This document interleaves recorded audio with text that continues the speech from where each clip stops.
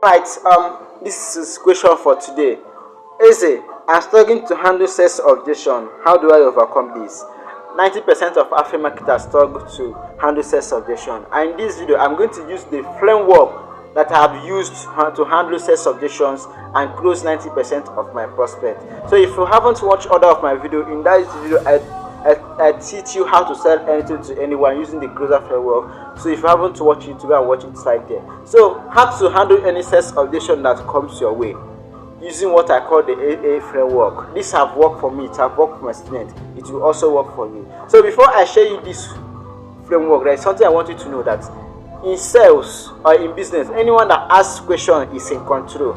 Anyone that asks question is in control. So when your prospect is asking you question and you're just answering the question, it means your prospect is in control. And when you're answering the question, it is making you to lose authority over the prospect.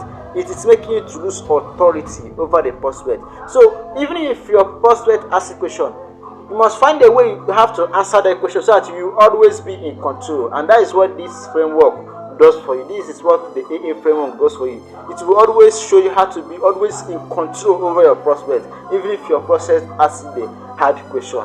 So let's dive into this video. It's not a very long video. AA framework. The first A is you acknowledge what they have just said. The second A, you associate it with something.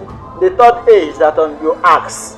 Now let me give you a perfect example on this. This is a very short video. Imagine they said this is expensive.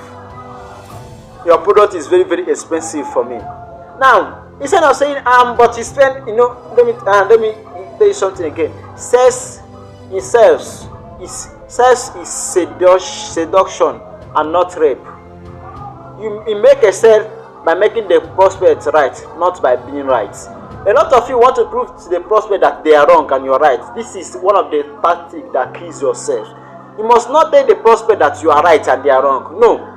If I read how to influence people and how to influence people, people will always defend their motive. People will not agree that they are wrong. People will always want to be that they are right. So when you are telling a prospect that they are wrong and you are right, you are killing the sale.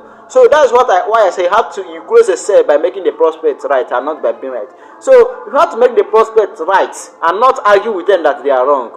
So once they say that your product is expensive, instead of saying but instead you are spending 8 hours, you are spending time playing video games, you are spending time watching Netflix, don't argue with them. Acknowledge what they have just said. You might say something like, you have every right to say that this product is expensive. When you say this person will be like, I love you. Because you have just acknowledged what they have just said. You have made them to believe that what they have said is right, and they will love you for this. You have made them to believe that what they said is right, and they will love you for this. So now you have acknowledged what they have just said. You have every right to say that our product is very, very expensive. You associate it to something that is very better. You might say something like, you associate it with something. You might say something like, this is what our best customers say when they want to sign up. Or this is what the best African marketers in the industry say when they want to sign up. And their prospect will be like, if the best African marketers have this mantra that the product is very, very expensive, and yet they get ahead to buy the product and today they are successful, it means I can buy it and tomorrow I will be successful. You associate it with something. After you must associate it with something, then you ask them question concerning that question. Remember, don't answer the question. Be like smoke. You have to be like smoke. Don't let them to catch you. Don't let them to catch you. Don't answer the question directly. You ask them question concerning the question. You ask them something like, so what made you think it's expensive? And now you have answered question with question. In sales, you answer question with question. I have always said this. Answer question with question. Ask them question about the stuff. So what makes you think it's expensive? They will start pouring out their deeper. They will say something like, and when they have said something like, they give you another objection, you also use this framework to tackle it. It's very simple. Hey, you acknowledge what they have just said. This product is very expensive.